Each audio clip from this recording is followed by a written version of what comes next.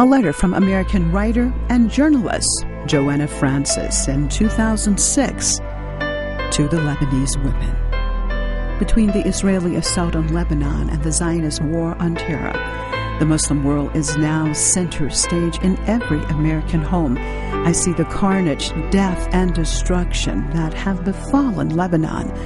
But I also see something else. I see you. I can't help but notice that almost every woman I see is carrying a baby or has children around her. I see that though they are dressed modestly, their beauty still shines through. But it's not just outer beauty that I notice. I also notice that I feel something strange inside of me. I feel envy. I feel terrible for the horrible experiences and war crimes that the Lebanese people have suffered, being targeted by our common enemy. But I can't help but admire your strength, your beauty, your modesty, and most of all, your happiness.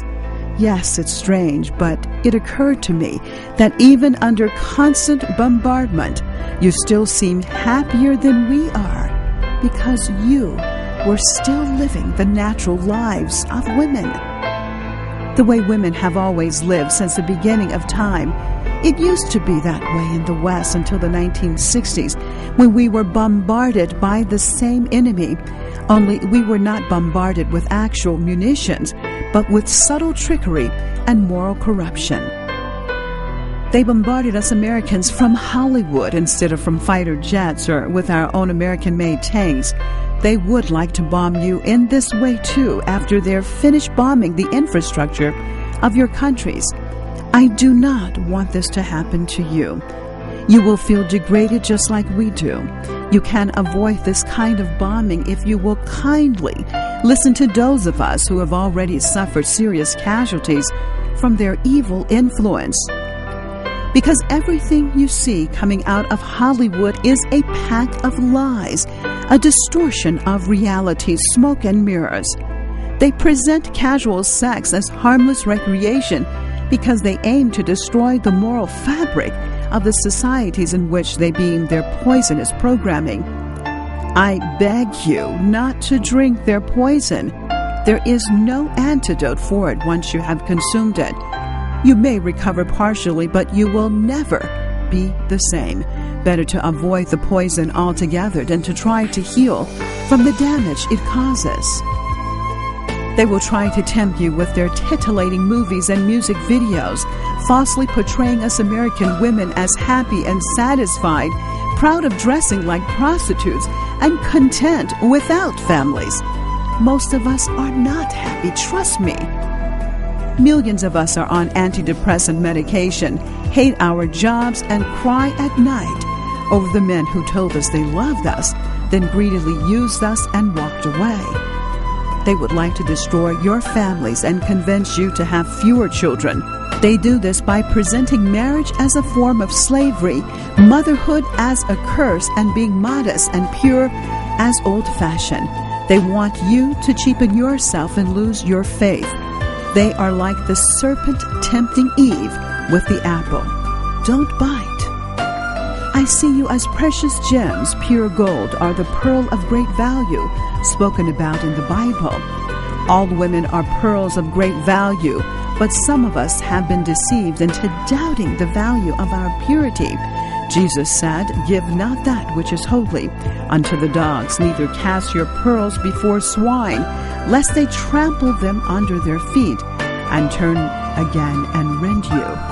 Matthew 7, verse 6. Our pearls are priceless, but they convince us that they're cheap.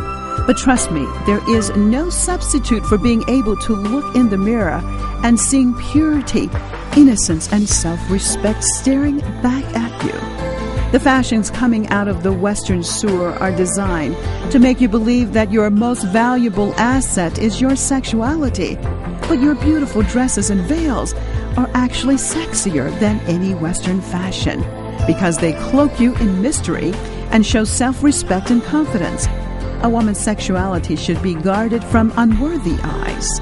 since it should be your gift to the man who loves and respects you enough to marry you.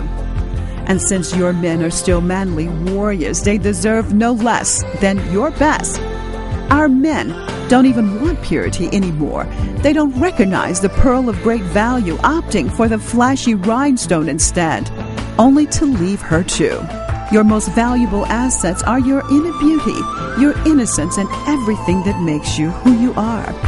But I notice that some Muslim women push the limit and try to be as Western as possible, even while wearing a veil with some of their hair showing. Why imitate women who already regret or will soon regret their lost virtue? There is no compensation for that loss. You are flawless diamonds. Don't let them trick you into becoming rhinestones, because everything you see in the fashion magazines and on Western television is a lie. It is Satan's trap. It is fool's gold. Sin never pays. It always cheats you. Even though I have reclaimed my honor, there's still no substitute for having never been dishonored in the first place. We Western women have been brainwashed into thinking that you Muslim women are oppressed. But truly, we are the ones who are oppressed, slaves to fashions that degrade us, obsessed with our weight, begging for love from men who do not want to grow up. Deep down inside, we know that we have been cheated. We secretly admire and envy you, although some of us will not admit it. Please do not look down on us or think that we like things the way they are. It's not our fault. Most of us did not have fathers to protect us when we were young because our families have been destroyed. You know who is behind this plot. Don't be fooled, my sisters. Don't let them get you too. Stay innocent and pure. We Christian women need to see what life is really supposed to be like for women. We need you to set the example for us because we are lost. Hold on to your purity. Remember, you can't put the toothpaste back into the tube. So guard your toothpaste carefully. I hope you receive this advice in the spirit in which it is intended, the spirit of friendship, respect, and admiration. From your Christian sister with love, Joanna Francis.